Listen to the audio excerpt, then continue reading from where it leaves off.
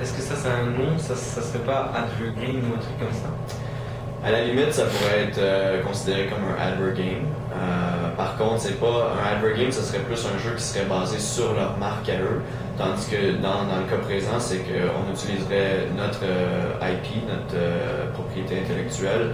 Et là, on amène un partenaire avec nous qui va nous permettre de créer cette expérience-là en dehors du jeu console. Donc, la marge est quand même, c'est assez fin entre est-ce que c'est un advert game ou un jeu à nous, mais je te dirais, étant donné qu'on utilise notre IP, ça tombe plus un sponsorship qu'un advert game. Et moi, j'ai une question juste par rapport à l'évolution peut-être de la présence justement de ce placement de produits. Est-ce que depuis quelques années, il y en a de plus en plus ou ça a toujours été plus ou moins présent ou au contraire, il y en a moins? Je pense pas qu'il y en a moins, je pense pas qu'il y en a plus non plus. Je pense que c'est vraiment, c'est resté quand même assez stable. La seule différence, c'est que nos partenaires maintenant, les publicitaires sont beaucoup plus exigeants qu'ils l'étaient par le passé. Par le passé, une affiche ou un billboard dans un jeu qui nous permettait de passer leur slogan ou leur logo, c'était suffisant des fois pour les avoir avec nous. Maintenant, aujourd'hui, ils sont passés à une autre étape, ils en veulent plus, ils veulent de l'interactivité entre le joueur et puis leurs produits et leurs marques. C'est sûr que c'est aussi, pour nous, ça veut dire plus de développement, donc c'est plus coûteux pour un partenaire d'être intégré dans le jeu, sauf que l'intégration va être beaucoup plus robuste que par le passé où c'était simplement un placement de produit qui était un placement ambiant, donc qui avait aucune interactivité avec le joueur ou avec l'histoire du jeu. Pourquoi les publicitaires sont intéressés par exemple par ce type de publicité dans les jeux vidéo Ben pour eux, c'est un nouveau moyen d'atteindre leur cible. Par exemple, l'homme ou le jeune homme de 18-34 ans qui regarde potentiellement moins de télévision, il va pas nécessairement lire les journaux ou les magazines, il va être online, il va jouer à des jeux. Donc quand il est devant sa télévision, il n'écoute pas nécessairement la télé avec des pubs, mais il va jouer à des jeux vidéo. Donc c'est un nouveau moyen de rejoindre cette cible-là. Donc ça c'est un des points principaux. Pour eux, c'est vraiment un nouvel outil pour eux. Deuxièmement, c'est tout l'aspect interactivité avec le joueur. Peut-être que si pour un publicitaire, il va investir par exemple dans une publicité qui va être pendant les heures de grande écoute à la télévision, là, il va aller rejoindre beaucoup plus de personnes. Sauf que son message va être dilué parce qu'il y a beaucoup de personnes qui vont le voir mais qui ne seront pas nécessairement la cible qu'ils veulent aller chercher.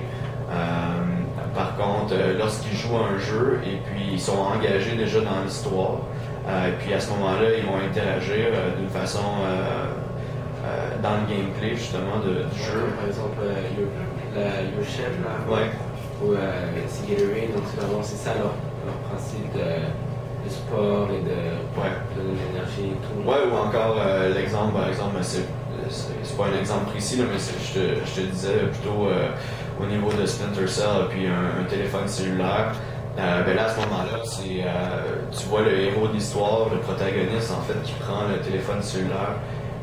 Ça a beaucoup plus d'impact parce que le joueur contrôle le personnage principal dans le jeu que s'il est seulement exposé à une publicité télé ou dans un journal ou dans un magazine.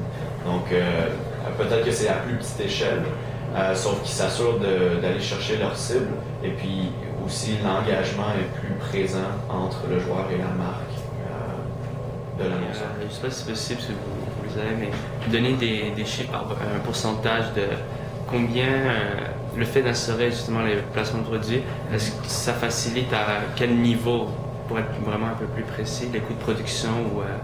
Ben, notre mandat à nous, en fait, c'est de couvrir 15% du budget total d'un jeu par l'entremise d'intégration de publicitaire dans le jeu.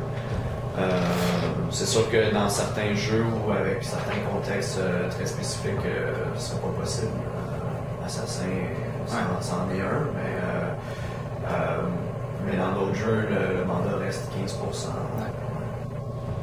Donc il y a une volonté autant pour nous, mais c'est aussi un mandat qui est à l'échelle d'Ubisoft. Donc il doit avoir une volonté de l'équipe de développement aussi de participer au processus d'intégration de publicité puis de rester ouvert à cette intégration-là.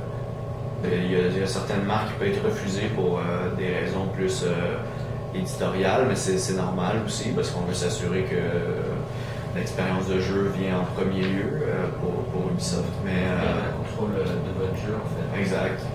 Mais en général, il y a quand même une volonté et une ouverture d'esprit des développeurs pour qu'on puisse travailler ensemble là-dessus. Parce qu'au début, c'était assez fermé quand les publicitaires ont été intéressés à venir dans les jeux vidéo. Est-ce que les entreprises étaient assez réticentes ou ça a été très bien pris?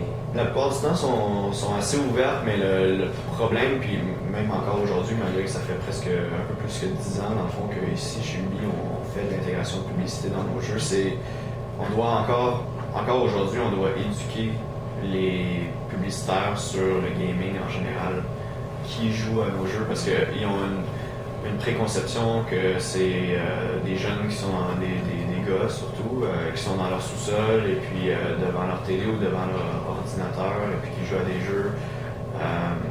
Mais on touche une cible pas mal plus large que ça avec des jeux comme Just Dance, qui est plus qui touche tout le monde, Just Dance, mais je dirais en premier c'est peut-être plus les jeunes filles. Donc à ce moment-là, on va toucher une cible qui est totalement différente, qu'eux peuvent déjà penser ou préconcevoir qu'on va aller chercher juste les garçons